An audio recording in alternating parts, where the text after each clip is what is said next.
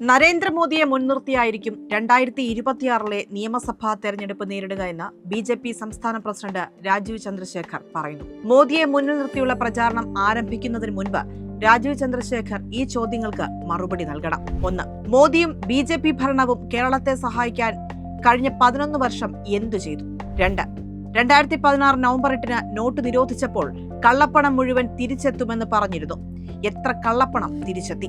To break the grip of corruption and black money, we have decided that the 500 rupee and 1000 rupee currency notes presently in use will no longer be legal tender from midnight to night, that is 8th November 2016. 3. Not നിരോധനം തീവ്രവാദ പ്രവർത്തനം അവസാനിപ്പിക്കാനാണെന്നും മോദി പറഞ്ഞു. തീവ്രവാദ പ്രവർത്തനം അവസാനിച്ചോ? പിന്നെ എങ്ങനെ പഹൽഗാം അടക്കം സംഭവിച്ചു? 4. വിദേശത്തുള്ള കള്ളപ്പണം മുഴുവൻ പിടിച്ചെടുത്തു കൊണ്ടുവന്ന് ഇന്ത്യയിലെ ഓരോ പൗരന്മാർക്കും 15 ലക്ഷം വീതം അവരുടെ ബാങ്ക് അക്കൗണ്ടുകളിൽ നിക്ഷേപിക്കും എന്ന് പറഞ്ഞു. രാജ്യത്ത് ഇങ്ങനെ എത്ര പേർക്ക് അവരുടെ അക്കൗണ്ടുകളിൽ 15 ലക്ഷം വീതം നിക്ഷേപിച്ചു കൊടുത്തു? 5. 2014 പറഞ്ഞു 2 കോടി യുവാക്കൾക്ക് തൊഴിൽ നൽകുമെന്ന്. എത്ര കോടി തൊഴിൽ നൽകിയെന്ന് പറയണം. 6. 2014 മോദി അധികാരത്തിൽ വരുമ്പോൾ രാജ്യത്ത് പെട്രോൾ ലിറ്ററിന് 72 രൂപയായിരുന്നു. ഇത് 50 രൂപയായി കുറയ്ക്കും എന്നാണ് അന്ന് മോദി പറഞ്ഞത്. ഇതുവരെ പെട്രോളിന് എത്ര രൂപ കുറച്ചു? 7. 2024 ജൂലൈ 30 വയനാട് മുണ്ടക്കൈ ചൂരൽമല ദുരന്തമുണ്ടായപ്പോൾ ഒരാഴ്ചയ്ക്കുള്ളിൽ മോദി സംഭവസ്ഥലം സന്ദർശിച്ച് എല്ലാം തകർന്ന ആശുപത്രിയിൽ കഴിഞ്ഞിരുന്ന കുട്ടികൾക്ക് മുത്തവും നൽകി തിരിച്ചുപോയി. കേന്ദ്രം കൂടെയുണ്ടെന്നും എല്ലാ സഹായവും കേന്ദ്രം കേരളത്തിൽ നൽകുമെന്നും പറഞ്ഞു. ഇപ്പോൾ 1.5 വർഷമാകുന്നു. എന്തു നൽകി? 15 മാസം കഴിയുമ്പോൾ നൽകിയത് കേവലം 261 കോടി. കേരളം 2660 കോടി ചോദിച്ചപ്പോഴാണ് 261 കോടി മാത്രം നൽകിയത്. ഇതേസമയം ബീഹാറിനും ആന്ധ്രയ്ക്കും ഛത്തീസ്ഗഡിനും തമിഴ്നാടിനുമൊക്കെ ആയിരക്കണക്കിന് കോടിയുടെ സഹായം നൽകിയപ്പോഴാണ് കേരളത്തിന് ഇത്രയും തുച്ഛമായ തുക മാത്രം നൽകിയത്.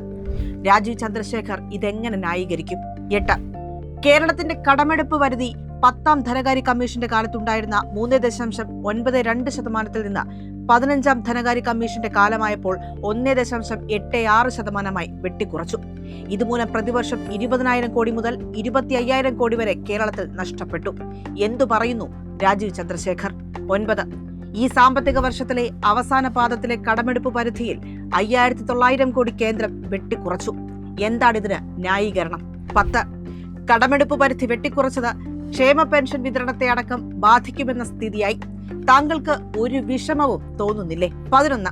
2017 ജൂലൈ 1 മുതൽ GST നടപ്പാക്കിയതോടെ അതിന്റെ 50% സംസ്ഥാനങ്ങൾക്ക് നൽകേണ്ടതാണ്. ഇങ്ങനെ അർഹതപ്പെട്ട 50% GST വിഹിതം എന്തേ കേരളത്തിന് സമയബന്ധിതമായി നൽകുന്നില്ല? 12. നെൽ കർഷകരെ സഹായിക്കാനായി നെല്ല് സംഭരണം നടത്തുമ്പോൾ സംസ്ഥാന ഗവൺമെന്റ് മുൻകൂറായി കർഷകർക്ക് പണം നൽകി വരുന്നു. കേന്ദ്രം നൽകേണ്ട പണം എന്തുകൊണ്ട് കേരളത്തിന് കൃത്യമായി നൽകുന്നില്ല? 13. ഐതിഹ്യങ്ങളിൽ പറയുന്നത് പോലെ കുറെ കാലമായി കേരളത്തിന് എയിംസ് നൽകുമെന്ന് പറഞ്ഞുകൊണ്ടിരിക്കുന്നു. എന്തേ ഇപ്പോഴും നമുക്ക് എയിംസ് തരുന്നില്ല? 14. തൊഴിലുറപ്പ് നിയമം അട്ടിമറിച്ച് ഭേദഗതി ചെയ്തതുമൂലം ഏറെ ക്ലേശം അനുഭവിക്കുന്ന തൊഴിലുറപ്പ് തൊഴിലാളികളുള്ള കേരളത്തിലെ പാവപ്പെട്ടവരെ താങ്കൾ എന്തു പറഞ്ഞാണ് ഇക്കാര്യം ബോധ്യപ്പെടുത്തുക? 15. മൊത്തത്തിൽ ഭരണഘടനയിൽ പറയുന്ന സാമ്പത്തിക ഫെഡറലിസം അനുച്ഛേദം 268 മുതൽ 293 വരെ മോദി ഭരണം അട്ടിമറിച്ചുകൊണ്ടിരിക്കുന്നു. ഇതിന് എന്താണ് താങ്കളുടെ മറുപടി?